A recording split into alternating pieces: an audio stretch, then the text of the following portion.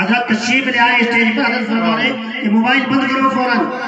बंद कर लीजिए मोबाइल, नीचे कीजिए आप। एक मर्तबा जनाब रसूलुल्लाह सल्लल्लाहु अलैहि वसल्लम ने एक शख्स को देखा कि काबे के दरवाजे पकड़े हुए हैं और कह रहा है, ए अल्लाह, इस काबे की बरकत से मेरे गुनाहों को बख्श दे। आप सल्लल्लाहु अलैहि वसल्लम ने एक व्यक्ति ने क्या गुनाह किया? हमें तो होता है उसने क्या बहुत बड़ा गुनाह किया। हुजूर सल्लल्लाहु अलैहि वसल्लम अपना बच्चे की बता रहे और किसी को नहीं बता रहे। कोई बात नहीं,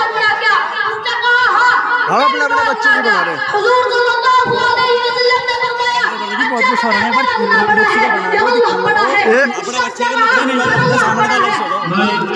बड़ी अदब एहतराम के साथ गुजारिश की जाती है मोबाइल को बिल्कुल बंद कर ले। हुजूर सल्लल्लाहु अलैहि वसल्लम ने फरमाया, अच्छा बता तेरा गुनाह बड़ा है या अल्लाह बड़ा है? उस शख्स ने कहा कि अल्लाह बड़ा है। हुजूर सल्लल्लाहु अलैहि वसल्लम ने फरमाया, अब बयान कर अपने गुनाहों को। उस शख्स ने कहा, मैं ईमानदार आदमी हूं। जब कोई शख्स